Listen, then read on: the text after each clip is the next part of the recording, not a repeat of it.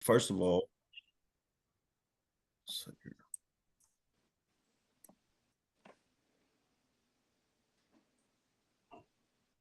Okay, we good? Yes. Okay. Yeah. Well, thank you guys for the opportunity to get to talk about Kentucky Agates. It's Kentucky Agates are something I've always had an interest in. Whenever I was an undergraduate student at Morehead, they had some. They had one in the museum downstairs of the science building, and I used to stop and look at it. And I went upstairs one day and asked one of my professors. I said, "Well, where's this thing? Where you find these at?" And he was like, "Well, you go up around Irving, Kentucky." So I go straight and look, and I'm like, "Well, they're only 45 minutes away from me." And no, I'm just now finding out that they're only 45 minutes from here. So that's how I got started with them. But let me see here if I can. Can you guys see my screen and stuff? Yes. Oh, good.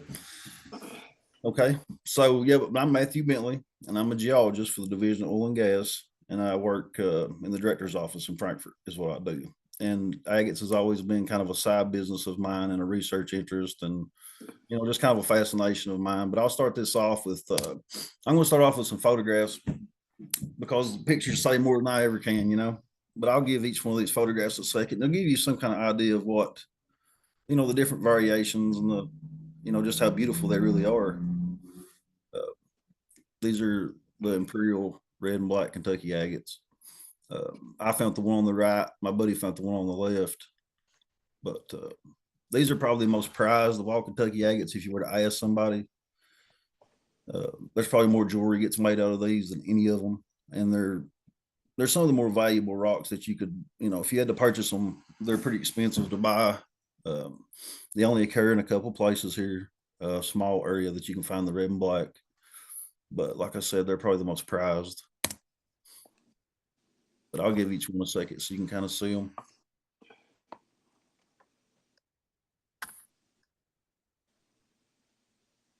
Here's an orange and gray one which is probably my favorite color. I like the orange and gray ones. A couple smalls. And these things vary in size. You can find them. I've seen them big as bigger than a basketball, and I've seen them small as a pea, and everywhere in between. So there's lots of different sizes you can find, all different kinds of color variations. They can be just banded from the outside to the center. They can have small patterns in them, and every different way you can think of. Different colors. Here's a green and orange. I found these rocks. Here's a weird one that I found a long time ago. It's got quartz mega growth in the center with agate banding around the outside, which is kind of common. You'll see that. You'll see calcite. A lot of times the centers of them will be a different mineral than chalcedony. You'll see quartz overgrowth, and you can see calcite, hematite. There's lots of different minerals that basically crystallize out at the end of the solution. Here's a nice orange and green. I really like that one. There's a really cool burgundy one. You can find those under my house where I live, which is always kind of cool.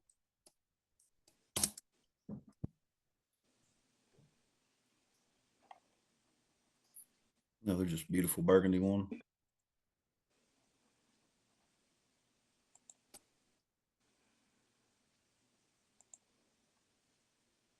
I tried to pick some photographs out that people might enjoy seeing.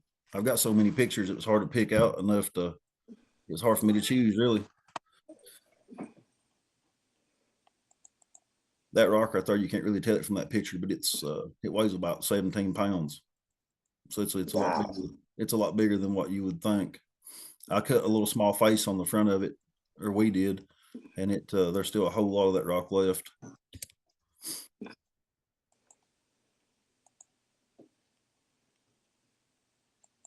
The one on the right is it's called they call them banded mosses here, and they're a little different than the fortification agates, even though that is a fortification agate.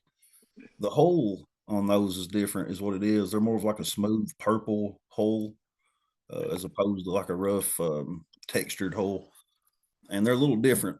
And all of them are pretty much purple on the inside, but every once in a while you'll have one that's banded, and they're kind of prized among the collectors that like to look for them. But they call them banded agates or banded mosses here, and and that's a really good one. There came from here below my house, and that's a banded moss there that William and I actually found that one, but that's also a banded moss. You can see it's got that that real bright purple, and the hole on that thing is slick. It's really slick, and it's purple as it can be, which is way different than the other ones. And I've never really been able to put my finger on what's different about those. You can actually dig them from the same place that the other ones come from, so I'm not sure why the hole's different on them. All right, well, let's get into it then. So if you're talking about Kentucky agates, you're talking about the Knobs region of Kentucky. It's Estill, Powell, a little bit of Jackson, and they do find them down in Rockcastle County some also. And also I found some here, and I'll probably publish on this eventually, but I actually have found a couple right here, which is a new occurrence. But pretty much the agate zone, it has to do with this Irving Paint Creek fault system. That's a hypothesis. I'm fairly certain that's what's going on here. This is the agate zone, and what led me to that conclusion was that there's a lot of joint sets down into the Borden formation, and the joint sets all are silicified pretty heavily, which leads me to believe that the source of the silica was from beneath, the silicon dioxide. I just call it silica, it's easier to say. But I think that they're directly associated with the Irving Paint Creek fault, which is, I'm going to probably publish on that too when I ever decide to write something on this. So this is what the Knobs region looks like. This is the view off my back porch, actually. You can see from this picture why they call it the Knobs region.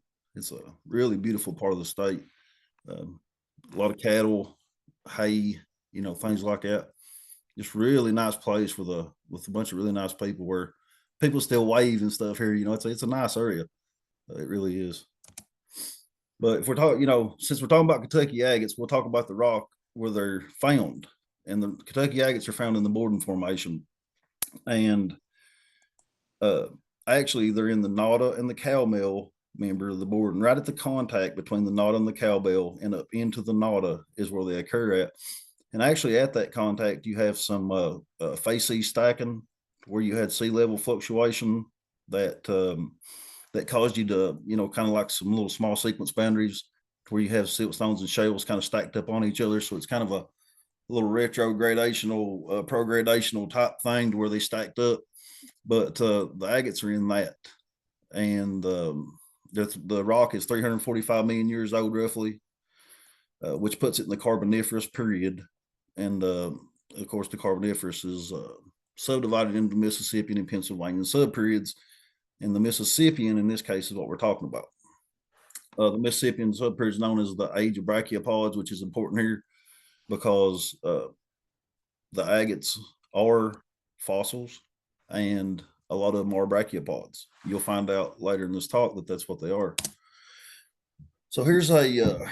Here's where we are chronostratigraphically right here. We're in the Mississippian, which is between the Devonian and the Permian, which is the Carboniferous is between the Devonian and the Permian. Life is still pretty primitive at this time. There's still some, there's some interesting stuff going on, but there's lots of invertebrates in the ocean at this time. Just loads of invertebrates. And this is what's going on during the Devonian, which is right before the Mississippi, which is what we're talking about. On the eastern seaboard, we got, let's see, let me go back. On the eastern seaboard, we've got an island arc, actually a series of island arcs are colliding into the eastern margin. And as a result, we have mountain building occurring. And in the form of volcanism, there's we got mountains, we got volcanoes, we got, just all kinds of stuff happening on the eastern margin. And as a result, and the sediment supply is moving from the mountains eastward into this basin, which is an inland sea in this instance. Here it is, though, from the side. So the eastern margin will be represented on the right side of your screen. So you have this subduction zone where you have volcanism occurring, like I was just saying. You get uplift along these margins, it's a convergent margin is what type of margin we're talking about. A subduction zone is is part of that. And as when you get when your subducted plate gets down deep enough, it starts melting and you get volcanism.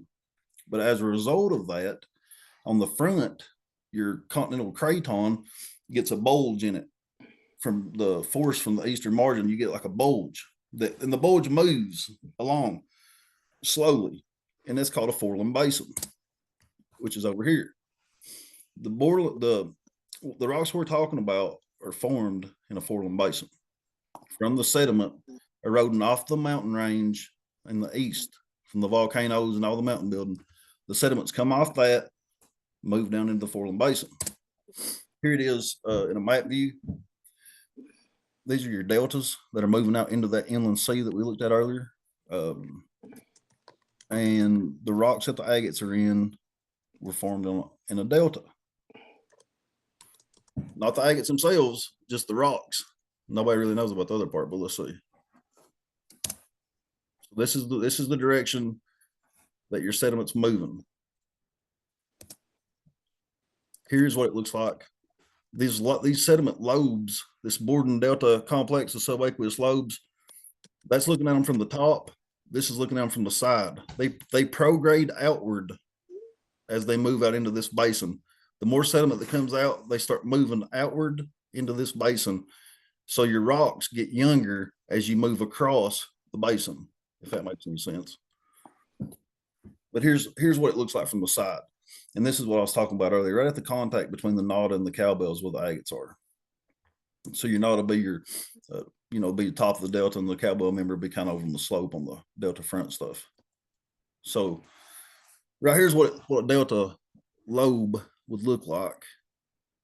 And right at the shoreline, you have just teeming amounts of wildlife and stuff.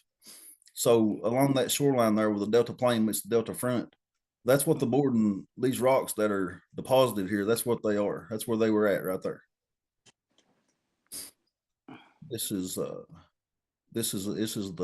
like if you took a delta and cut it in half, you'd be looking at it like this. The red line is what the rocks are here in the agate zone. So you have the Nancy, you move up into the cowbell, then you have the Nada, the Renfro, and then the St. Louis limestone, which you guys are from Illinois. You probably know a lot about the Mississippi limestones and stuff. The Renfro is a dolomitic limestone, and it's a different age altogether than the rocks that are under. That's actually an unconformity right there. So the rock types of the Borden. So the Borden is siltstone and shales, and the term siltstone is just what it sounds like. It's a rock that is predominantly made up of silt-sized particles, and there's a grain size chart and all that stuff. But the real takeaway here is that it's smaller than sand and it's bigger than clay. That's the definition basically what a silt is. And you can break it down. You can do you can sieve it and figure it all out and stuff, which we had to do in school. But the real takeaway is that we're dealing with fine sediment. These rocks are fine, and there's a reason for that. And the reason for that is how far away from the original sediment source we are. You take as a rock breaks down, the chemical and physical properties on the surface of the earth break down rocks. They roll, all the stuff that breaks down rocks into smaller particles. And as you move away from the source, they tend to get smaller. And that's what's going on here. So, your energy, your time, and your sediment supply, that's the three main things that determine grain size distribution. Of course, we're talking about sedimentary rocks, but it's pretty inherent, really. It takes more energy to move a big rock than it does to move a small rock, and as a result, as you move away from the source, you get a sorting that takes place, and the sediment will all end up being real close to the same size as you get out there. As long as you don't have any new, influxes of sediment from a different source, they'll end up basically getting smaller as you move out. I mentioned it earlier, along the shoreline of a delta, you have a real open marine fauna with normal saltwater, just like you would down in Louisiana or wherever, like you have you're right into the ocean. So you have all kinds of animals, and the Borden is a molluscan dominated fauna, which means it has all kinds of gastropods, clams, just all kinds of ammonoids. It has all kinds of stuff like that. Well, what makes that important, but it also, let me say this first. It also has a lot of corals and bryozoa. So there's a lot of colonial stuff there too. So there's fenestrate bryozoans, there's colonial corals, there's solitary corals, there's crinoids, there's all kinds of stuff here. Which crinoids don't do all that great at a delta because of they get broke up easily, but I'll show you here in a little bit. They did occur.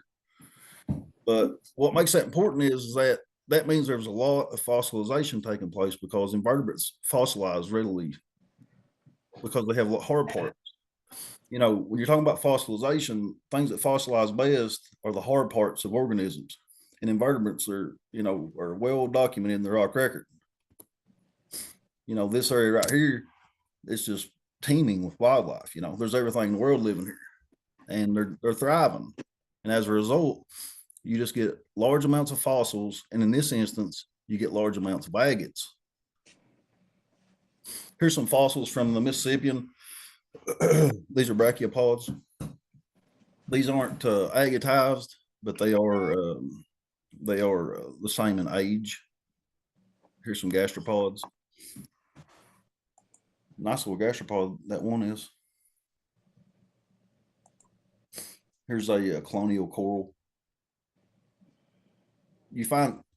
It's interesting. You find these in the creek, in certain creeks when you're looking for agates, and you can find these that look just like this in creeks that you find agates in too. It's kind of interesting. Some of them agatize, and some of them just are silicified. I'm not sure. Some of them just don't do it. Which I always kind of found interesting. Which I used to find some real nice ones over a county over from here. I used to find some real nice whole coral heads like this. So, what is an agate? All right, agates are primarily the mineral chalcedony. And if you say agate, basically that means you're talking about a banded form of chalcedony. Now that's a loose definition because there are lots of people that call moss agates, or moss jaspers agates, or but the term agate is normally reserved for a banded form of chalcedony. And chalcedony is a polymorph of quartz, which is silica dioxide. And polymorph means is a mineral that has the same chemical composition, but it has a different crystalline habit, is what that means. There's lots of different polymorphs of quartz. Opal A, Opal CT, mogonite. There's tons of them. Stishovite. There's lots of them. So, and chalcedony is a length fast, uniaxial negative mineral. And length fast just means the way that light diffracts through it along the C-axis of it. The optical properties of chalcedony is actually kind of boring, to be honest with you, because they don't really. See, it has a waxy kind of resinous look to it. It forms botryoidal, is its crystalline habit, which is similar to renal or mammillary, and it has a hardness of 6.5 to 7 on the Mohs scale.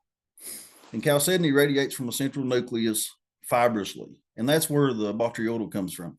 It fibrously kind of radiates out from a central spot, and that's where you end up with the botryoidal stuff. Let's see, right here. Okay, so there's a rock, an agate, a Kentucky agate, that you can see the botryoidal chalcedony in the center of that one. It's kind of bulbous, and what that is, what you're looking at here, that's a Kentucky agate that had a calcite center that was dipped in muriatic acid, which eliminated the calcite, ate it out, like it turned into CO2 and CO and all that with that equation, right? And then you were left behind with this chalcedony, which of course muriatic acid won't dissolve. So you're looking right straight at the crystalline habit of chalcedony. And a lot of the patterns and things of that in these rocks, these little eyes and stuff that you can see, you're looking right in one of those bots, is what it's short for botryoidal. You're looking right straight into one of those. And that's where you get those little eyes and things like that. On the left, you can see the bots down through the mega quartz, those little tiny dots that you can see under that crystal. That's pretty wild. If you cut those rocks back close to the cap on the end, sometimes you'll see that in them. All right. So the formation of agates. So what I mentioned a couple times that there was lots of fossils along the shoreline, and they were fossilized, preserved, and they were there, right? So they start off their calcium carbonate fossils and aragonite fossils is what they start off as, which is a common form of fossilization. All over the United States and all over the world, you find things that are fossilized that are calcium carbonate. Well, sometime after that, these fossils were dissolved. Meteoric water is slightly acidic. It's rough on calcite over time, especially if it can be replenished and your acidity can stay up high. So these fossils were dissolved. And when that happened, it was like you were left with a void space where that thing was setting in the rocks. So you got a hole, for something else to go into. And when you talk about agates, that's a common theme. Your igneous agates, most of them form in gas vesicles or bubbles. So you have to pretty much that's the way agates are. You have to have a place for them to go to form. So after the calcium carbonate fossils were dissolved, you had an inundation with silica dioxide. Like I said earlier, I think it comes from the Irving Paint Creek Fault.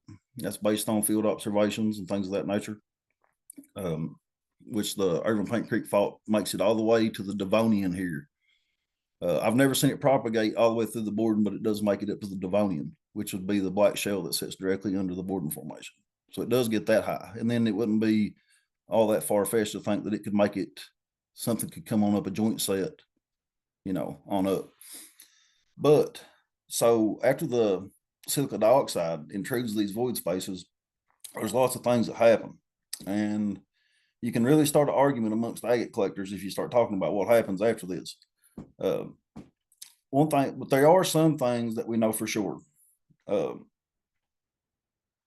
is that the colors of the agates themselves are all based on the different transition metals that form a very small constituency of the entire solution. So we're talking just a minuscule amount of metal that's in these siliceous gels. And the different valences of these metals, like iron going to iron 2+, things like that, that's what causes these things to have color. So essentially what that means is that it's the rusting of iron is what gives them color. But now they're a little prettier than something rusting, but that's basically what you're looking at. Iron being the dominant metal makes up all the oranges, reds, yellows, and everything in between. Iron's the dominant thing that makes up the colors of Kentucky agates. There are a few more transition metals, but as far as this talk goes, iron is pretty much what you're dealing with. Kentucky agates, they're sedimentary agates, which basically just means that they're formed in a sedimentary rock. Dry head agates from out in Carbon County, those are sedimentary agates. Fairburn agates up there come out of the Minnesota Formation in South Dakota. Those are sedimentary agates. Union Road agates from Missouri, sedimentary agates. But sedimentary agates make up the smallest percentage of agates. Most of all agates you see online or anywhere else are going to be igneous agates. They're going to form in gas vesicles, or they're going to be, thunder eggs, that formed in rhyolite, or they're going to be, something of that nature. And the silica source for all those will be, the actual volcanism itself, the volcanic ash and things of that nature. Here we're dealing with a rock it's a little different because, the source is not volcanic in nature. It's probably, derived like I'm thinking down deeper. Okay, here's something else that's for certain about agates is that I made this little diagram earlier, and please don't fault me for this. I'm not an artist. I'm a geologist. I'm not an artist, but I actually try. But let's see. So what you're looking at here is just my representation of what makes up agate banding. Now, on a microscopic level, if you look at agates, you will see that all banding in agates is made up of spherules. And these are little tiny specks of metal that have rings of oxidation around them. And some agates you can see this in, and a lot of them you can't. But if you look at them close enough, you will see that all banding in an agate is made up of these little tiny spherules. I'll show you. See, there you go. So I was able to find one that you can see them fairly readily in. The picture on the left, you can look at all those little spherules in that band.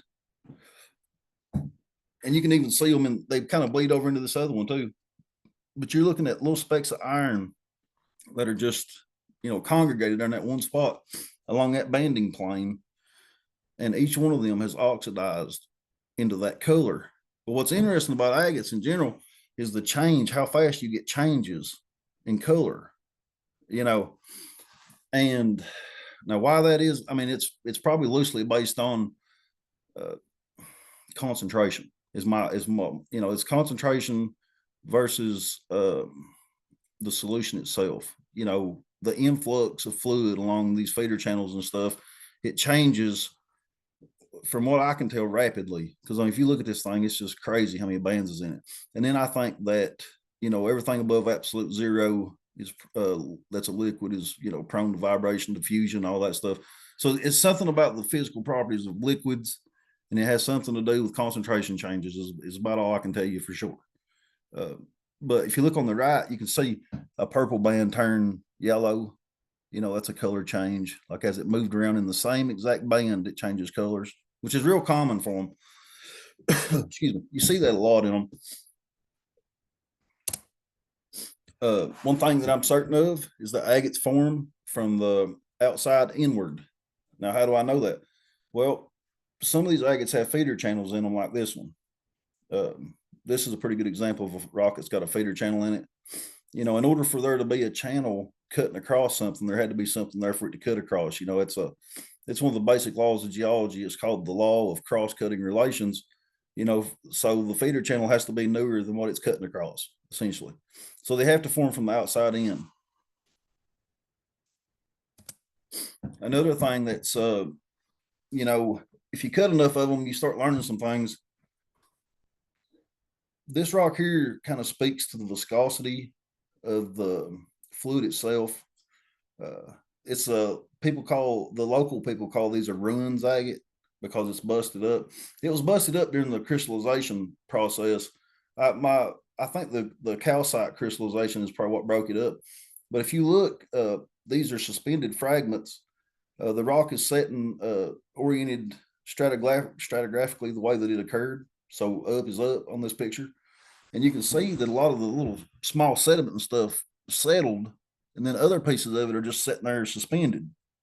So that speaks volumes to the viscosity of this fluid that's here, what time it was forming.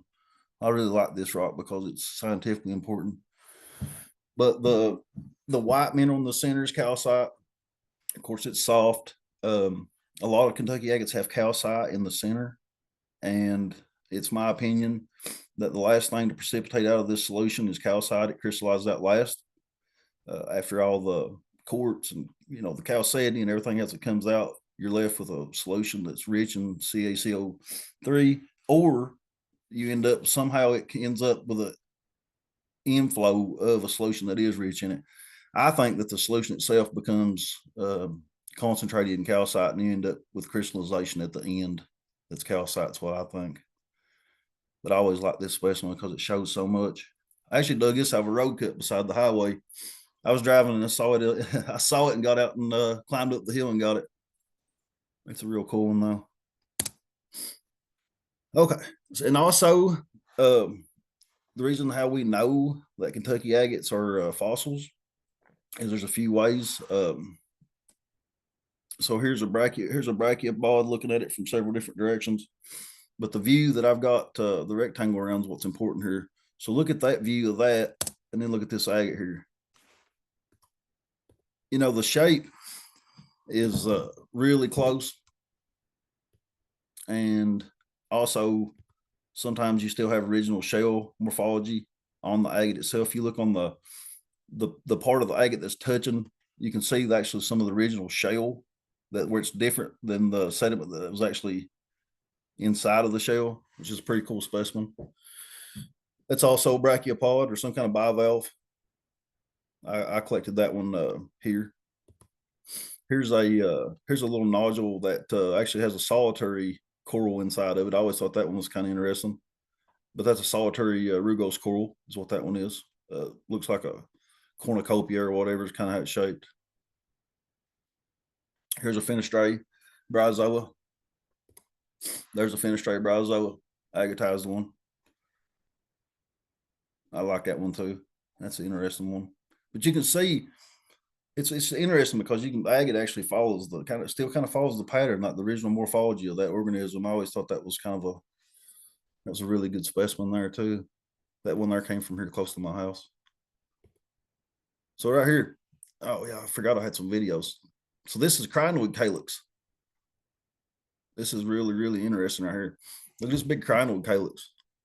This came out of a agate dig that a friend of mine has. Look at this thing. The big one.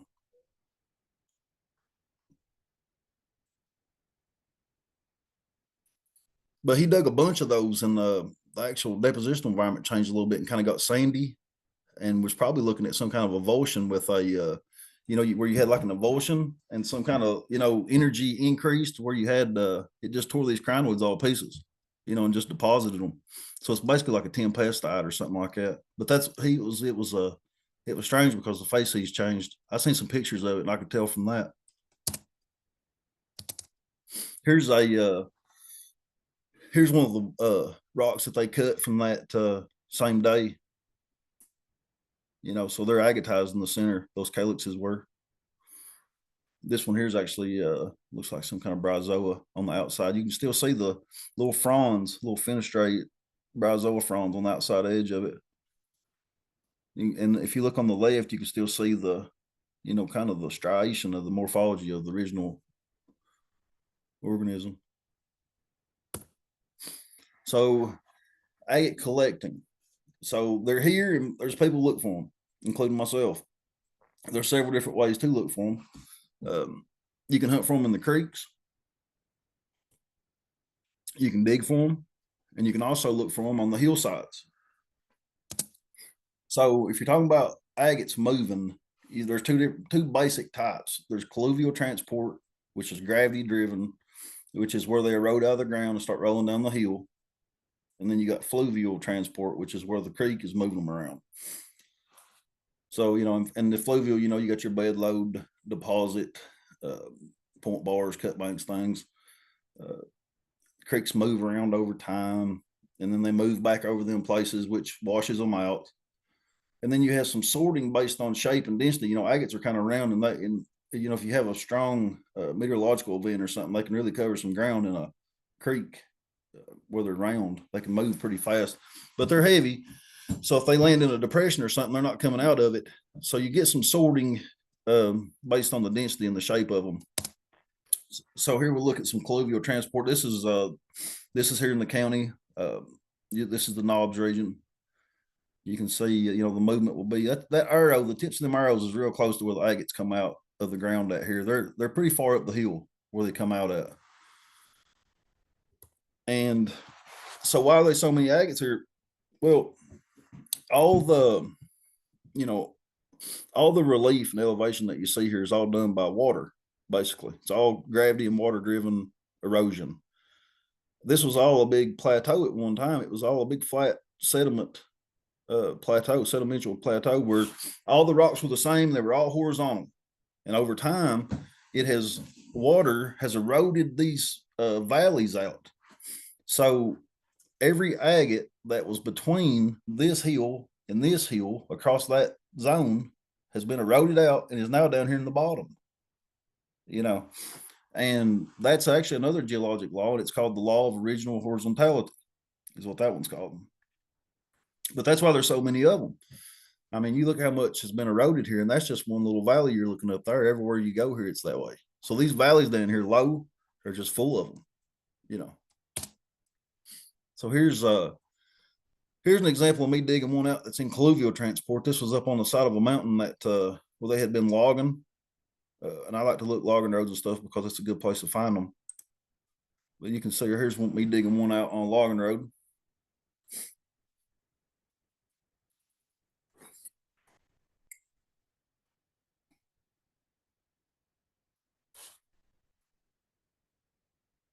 With a big old honker in it. But yeah, that's if you get 3 or 4 of those, your backpack starts getting pretty heavy. I can tell you right now. So fluvial transport and deposition. So this is the way that a meandering stream works. You have point bars, which are areas of deposition, and you have cut banks, which is areas of erosion. As a stream cuts harder on the outside edge than it does the inside. Therefore, on the inside it deposits, and on the outside it's cutting. And that's how. So you end up with deposition on the inside.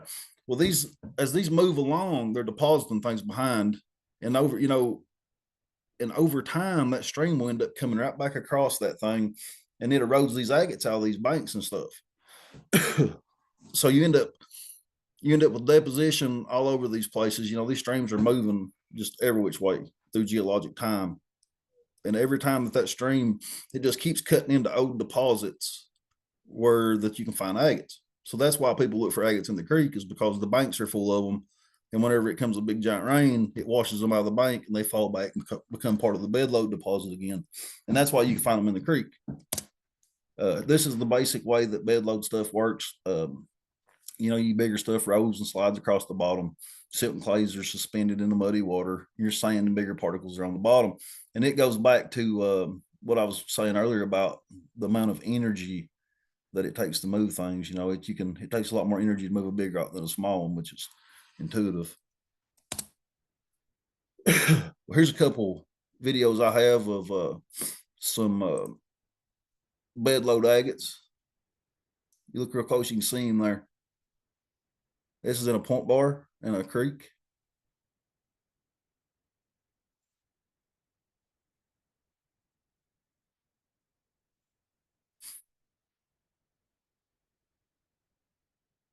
Really pretty one there. Really well, good shaped one. That thing was it was a yellow and burgundy. It had a little small burgundy band. It was solid yellow. Is what that rock was. Beautiful though. And that these things are like treasure hunting. Like you get this, you start looking for these things, and you start enjoying picking them up. It's just like a treasure hunt because they're valuable. It's a lot of fun too. Over here on the right's me getting one out of the bank, in a cut bank. The creek is cutting back into this bank right here, so that's a good spot to look. And I find this rock in that bank, and this is that's a burgundy and yellow agate there, but it's a cool one. You can kind of see the banding on the top of it, what color it was.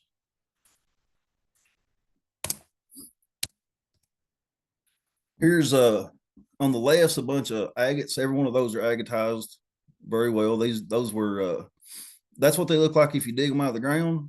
And on the right's what those rocks look like if you find them in the creek. There's a little bit of difference in them, but not much. Those are your little small brachiopods and gastropods and things of that nature. Here's some bigger ones. After a day of agate hunting that I had, that's your colonial organisms and probably some bigger bivalves and stuff. Really pretty good day right there. Those are some good looking rocks right there. Here we go. I got so digging them. This digging agates is just exactly what it sounds like. It's like digging a ditch. It's just like working. It's exactly what it sounds like. So here's my buddy. We was digging one day, and this is him trying to pop this big one out of the bank. You can see how that thing's in there tight, right? Look at that. It's just like working though. You dig them with a mattock and a shovel. Here's one that a friend of mine and I dug a couple weeks ago. It took about an hour to get that thing out of that. It was stuck in there so bad.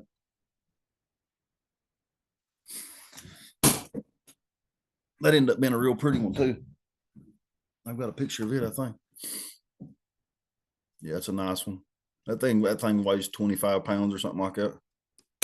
There's that rock right there. The one that I just showed that last video. That's it right there. That's the end cap off from it anyway. So Kentucky agates are interesting because there's a group of people that fool with them, people that collect them. There's local artisans that do things with them. But there's a little culture here, And it's one of the only places you ever go to that it's interesting because it's based on geologic occurrence, right? So I mean, it's unlike any place you'll ever really go because there's a group of people that's all focused on one thing. And there's lots of jewelers here. These are a friend of mine sent me these two to pick one out. Just beautiful stuff when you said it. This is a burgundy and yellow, of course, but it's a really pretty stuff. And then on the left is the Imperial red and black. That's lots of people just love that. On the right's one that to actually give my mother. Then here's my red cat laying on a rug that a local artisan made that has to do with agates. So there's a rug maker close by here that makes rugs that look like agates and sells them. It's kind of interesting. I always thought that was amazing that there was people that did stuff like that. Here's another rug she made. It's loosely based on a Kentucky agate there at the bottom. It's like some kind of apocalyptic agate or something. And then people like to tumble them. They'll take fragments and tumble them. These are some really nice tumbles that Albert Mooney actually made. These are really nice tumbles, smooth as they can be and just polished perfectly. And there's me with a whole handful of little brachiopods and agates. They're agates right there. Yeah, that's all I got. And I'll field any questions anybody has. And I really appreciate y'all's time. And I hope that you learned something from that. And I just didn't ramble on the whole time. But that's all I got. Thank you, Matthew. Anyone have any questions?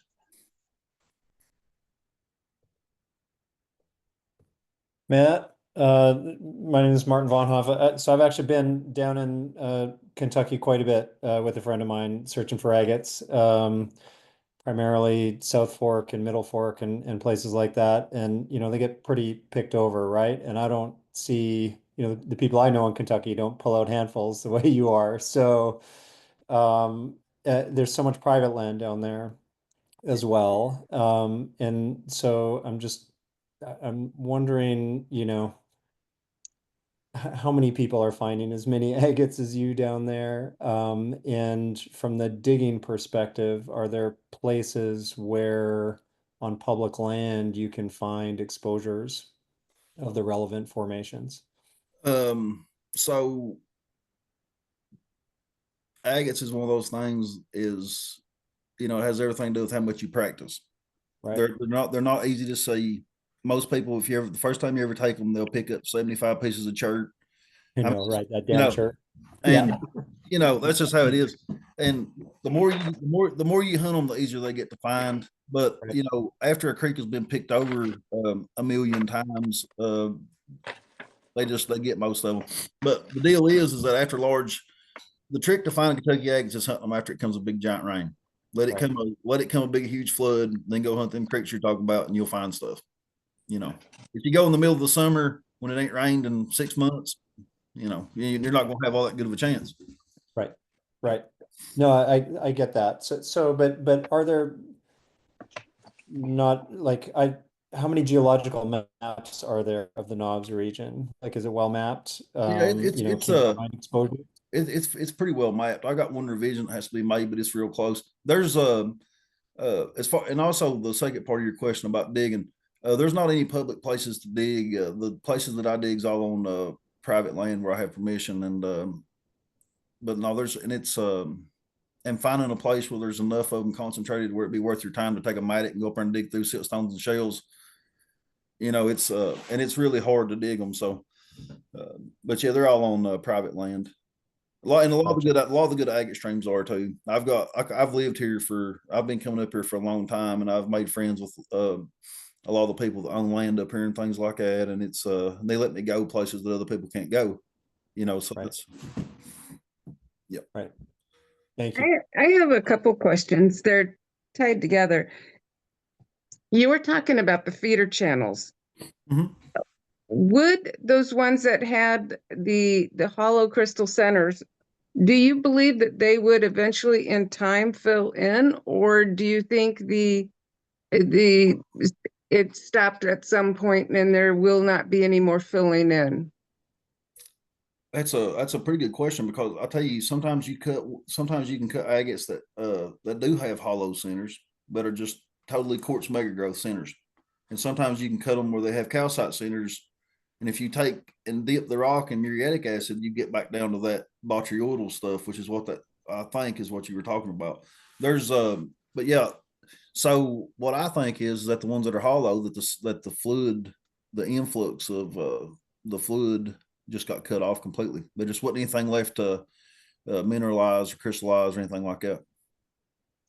All right. So if it's a channel coming in and all that, in a couple, obviously long period of time, millions and millions of years, would what we find and call right now geodes, do you think they would become agates if there was a crack and there were minerals and other things in over a period of time? Oh gosh, I don't know. That's I a mean, good it would go with the channel theory if there was a crack in a geode and if the conditions in that solution were the same as what we had here whenever the agates were formed, then yeah. I don't know. Yeah, I mean, essentially, yes. I think, yeah, I'm gonna say yeah. If everything was the same, then of course it would work out. They would, agates would crystallize out the way they do. But what you had to have to start with is a void space, and so that you had to have a place for them to form. So I'm not sure how many void spaces are left. I really don't know. But that's a good question. That's something I never really thought about. I don't know if there's any places left for agates to form or not. I just never really thought that far ahead. That's a good question, though. And then the last question I have, and this may be an obvious question. I'm just not that familiar with agates. Are thunder eggs the same thing as your Kentucky agates? Yes and no. They're the same in the fact that they're both banded chalcedony. A thunder egg is normally associated with a rhyolitic rock, which would be the silica source, because your rhyolites are your felsic rocks. They're high in silica dioxide, and that's your source of your silica. I think the leaching of those rocks themselves is what makes thunder eggs. Now, Kentucky agate is banded chalcedony, but they're different in that fact right there. Is that rhyolite and volcanism are not the source per se of the silica dioxide that forms the chalcedony. Thank you. You're welcome. I have a question. So would there be a difference in the solution? So you've got a void, and you've got agates, and you've got geodes, so crystallines. So is the solution different? I mean, what makes, I guess, under what conditions is one polymorph different than the other? Well, so that's a good question too. I knew I was going to have to field a bunch when I heard that you guys were mineralogists. All right, so I guess the question is, do you find geodes at the same place you find agates? 100%. You don't normally find them. Let me say this: you do find geodes if the definition of geode is a rock that is hollow that has crystals in the center of it. If that's what you consider a geode, then yes, you do find them with the agates. Now, I have found agates that had big geode centers that would be banded on the outside and have nothing but crystals in the center. And I've found rocks that had zero agate in it whatsoever, and when the whole rock was quartz megagrowth, and sometimes they're solid quartz all the way across. Yeah, like that. That one I found in a creek in the Knobs region in Kentucky. Yeah. Sure. Mm-hmm. Yep. So yes, they do occur together in that sense. I don't know why that one of them agatizes and the other one don't. It has something to do with the concentration of the solution, I suppose, or it's something, the activity of the solution. It's something to do with that. The nucleation itself is a, I don't know. It has to do with the concentration of the solution, I think. Yeah. But some agates will have chalcedony bands, and then they'll have a quartz megagrowth band, and then it goes back to agate. So that happens too. And we call them floater rocks. I've got agates that are banded on the outside that'll have 2 inches of quartz, and then they'll have a little agate fortification right dead center of the quartz again. So It's Maybe it's got something to do with the ferrules and the iron particles that it's are 100%. there or not there. Yep, that's right. That's what I mean when I say like the concentration. That's what I think you're right there. That you're definitely going to have the transition metals in there in order to get colorization, because that's what makes the colors. So yeah, that's a possibility. That's a really good hypothesis that maybe the ones that are geodes that are quartz overgrowth just run out of metals to make color. That's a good possibility. How would you test something like that, a theory? Well, you just have to cut the rock and take it somewhere where they had a good electron microscope or something like that and figure out what it was composed of. And Warren Anderson down at the Kentucky Geological Survey did a lot of good scope work on Kentucky Agates. It's actually available. It's him and Roland McIntosh posted some stuff about the mineralogy of agates, and he actually did some scope work on it. So it's available. Some of his findings are there. Mm-hmm. I have another question, just as a casual. I mean, do agates, like concretions or anything, naturally break on any level, or do they have to be cut to show the center of them? They actually break a lot. You find a lot of fragments of them in the creeks and stuff like that. They like to break along. If you was looking from the top down and you was calling that the C axis or whatever, they like to break along this axis. They like to break dead in the center along the most elongated part. For some reason, that's a weakness plane for them. But yeah, you definitely find them broke in the creek a lot. Okay. And also, do they break along the line of the brachiopod? Yep, they do. The hinge line, basically. And they do. That's where they break, right there. And there's but yeah, they break a lot. And also you can dig them straight out of the ground, already broke, like fractured and things of that nature. And it's and that has to do with sometimes the calcite crystallization, the expansion of it inside the nodule itself will break the rocks. And sometimes it just has to do with the stress from the geologic past, there was just a lot of structural forces at play that breaks them too. So it just depends. Sometimes you can dig them up, they're fracture free. A lot of times they got fractures in them. Thank you. You're welcome.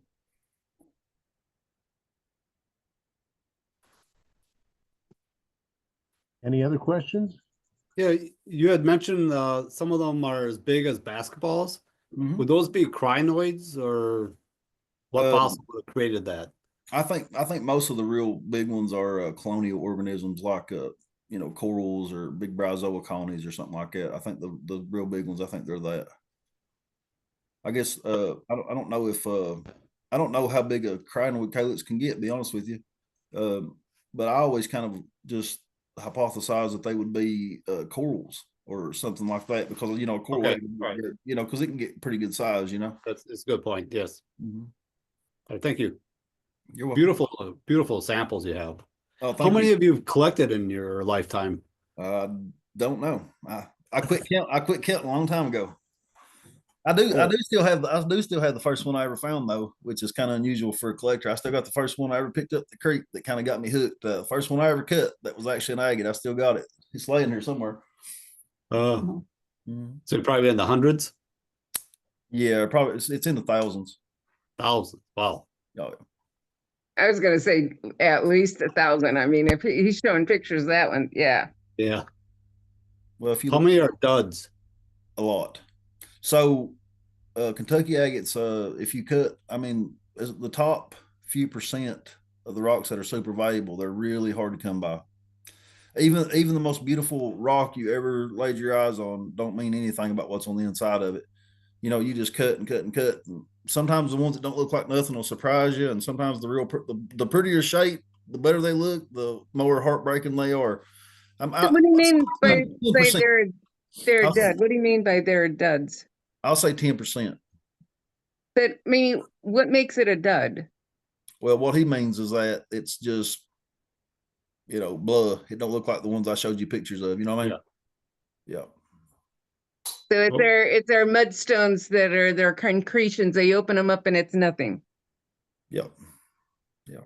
And the longer you look for them, the more that they end up being nothing to you, that would be something to somebody else. So you end up getting a little snobby over time about what, you know what I mean? So I guess what percentage are real keepers? Just a few percent. Okay. Wow. Yeah. It's not many. I think I don't know. It's, if you could have, maybe 5% or would be this exceptional if or something. It's not many. Kind of just like fossil collecting or Maison Creek fossils. Yeah. I was All thinking right. the same thing. It sounds just like it. Yeah. Great. Great. Thank you. You're welcome. Any other questions?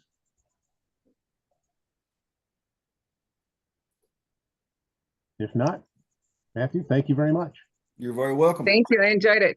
Yeah, it's nice to get to talk to some of you guys. I didn't get to see all of you on here, but it was really nice to get to do this. I hope you enjoyed it.